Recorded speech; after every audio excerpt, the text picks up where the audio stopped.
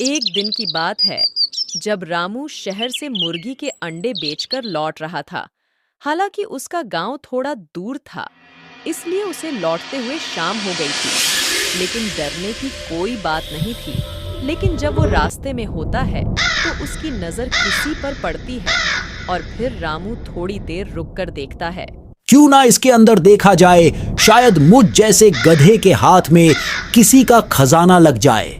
और क्या पता फिर क्या था। रामू उस गुफा के अंदर जाकर देखता है तो उसकी हालत टाइट हो जाती है, क्योंकि अंदर का दृश्य ही कुछ और था। ओम फट स्वाहा ओम हिम क्लिक चामुंडाय विच्छे नमः। ओम फट स्वाहा ओम हिम क्लिक चामुंडाय विच्छे नमः। प्रकट हो मेरे सेवक, प्रकट हो। वो देखता है कि अंदर एक तांत्रिक मंत्र पढ़ रहा था और इसको देखकर रामू इतना डर गया और वहीं खड़ा रह गया। थोड़ी देर बाद उस अग्नि में से भूत निकलने लग जाते हैं। ये देखकर रामू डर गया और भाग खड़ा हुआ। अरे मैया, ये क्या देख लिया? यहाँ से जितनी जल्दी हो सके निकलना होगा, नहीं तो पता नहीं मेरे साथ क्या हो। भागो जान बचाकर यहाँ से, वरना मेरी बीवी का क्या होगा। ऐसे ही चिल्लाते हुए रामू वहां से बहुत दूर आ गया था। वो चिल्लाता ही जा रहा था और चिल्लाते हुए अपने घर पहुंच जाता है और जाकर डर के मारे सो जाता है। जय श्री राम, जय बजरंग बली, जय श्री राम, जय बजरंग बली, जय श्री राम, जय बजरंग बली। लेकिन जब वो सुबह सो के उठा तो उसे लगा कि शायद जो भी कल हुआ वो सब बस एक बुरा सपना था। इसलिए वो घर से थोड़ा दूर चला गया, कुछ राहत पाने के लिए। अरे मेरा नाम चमेली, मैं हूँ यहाँ अकेली, हा हा हा हा हा हा हा। लेकिन जब वो गांव के चौराहे पर होता है तो उसे बनवारी लाल और वैद काका भी मिल जाते हैं और वो दोनों सुरेश से मिलने जा रहे थे, क्योंकि उसने उन्हें कुछ बात बताने के लिए बुलाया था। चलो निकलते हैं। सुरेश, ओ सुरेश, तनिक बाहर आओ, हम आ गए। क्या बताना था तुम्हें सुरेश? आते आते इतनी देर क्यों कर दी? खैर, वैद काका मुझे कुछ कल रात के बारे में बताना था। सुनिएगा ध्यान से। कल रात मैंने बहुत सारे भूतों को गांव की तरफ आते देखा था। जब मैं गांव लौट रहा था और उनके पीछे एक तांत्रिक था जो उन्हें आदेश दे रहा था, मैं उस दृश्य को देखकर इतना डर गया कि मुझे ढंग से नींद भी नहीं आई। इतने में ही रामू ये सोचने लग गया कि जो भी उसने कल रात देखा वो कोई सपना नहीं था। अब उसे सुरेश की बात सुनकर और यकीन हो गया और अब उसने ये बात सारे गांव को बताने के बारे में सोची। आप सबका यहाँ आने के लिए शुक्रिया। वैद काका, हमारे गांव पर बहुत बड़ी मुसीबत आ गई है, क्योंकि सुरेश ने जो भी बात बताई वो सब सच थी। और अब अगर हमने कुछ नहीं किया तो वो तांत्रिक रोज रात को हमारे गांव पर पता नहीं क्या मुसीबत लाएगा। हमें जल्दी कुछ करना होगा। फिर क्या था, रात होते ही हट्टे कट्टे आदमियों की एक टोली बनाई गई और रात को ही वो सारे लोग वहां से चले गए तांत्रिक पर धावा बोलने के लिए। और उन सब के साथ रामू को भेजा गया ताकि वो पता बता सके। अब सब लोगों ने सोचा कि गुफा से थोड़ी दूर रुक के इंतजार किया जाए, ताकि जैसे ही सारे भूत वहां से भागे तभी वो सब लोग हमला कर पाए और तांत्रिक को मार दे। जाओ मेरे सेवकों और जाकर गांव में से एक इंसान ले आओ और तहलका मचा दो। गांव में आज सब कुछ खत्म कर दो।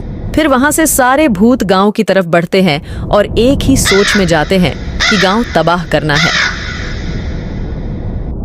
देखा रामू भाई, कितना भयानक दृश्य है। ऐसा लग रहा है कोई शमशान में आ गए हैं। लेकिन रामू भाई, चलो अब तांत्रिक का खेल खत्म करते हैं और अपने गांव को बचाते हैं। भूतों के जाते ही सब लोग अंदर घुस जाते जहां तांत्रिक अपने मंत्र पढ़ रहा था। भाई रामू, ये तो अपने मंत्र पढ़ रहा है, क्यों ना इस पर हमला कर दिया जाए और सारा किस्सा खत्म कर दिया जाए। फिर सभी लोगों ने मिलकर तांत्रिक को बहुत मारा और मारते रहे जब तक वो मर नहीं गया। मारो और मारो इसे, इसके किए की सजा मिलनी चाहिए, मारो। आज इसे बताए क्या कर सकते हैं गांव वाले।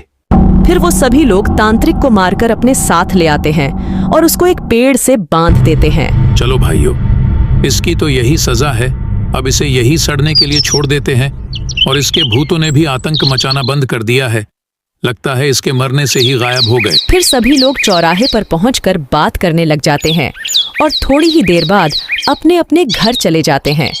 गांव में सब कुछ सही चल रहा था, लेकिन थोड़ी देर बाद रात हो जाती है।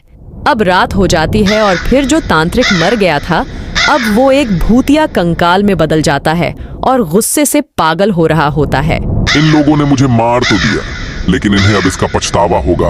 अब एक एक को मार दूंगा और अपना बदला लूंगा। हा को। और सबसे पहले उसे मरूंगा जिसने मुझे डंडे से सिर पर मारा था और मैं बेहोश हो गया था। अब आएगा मजा।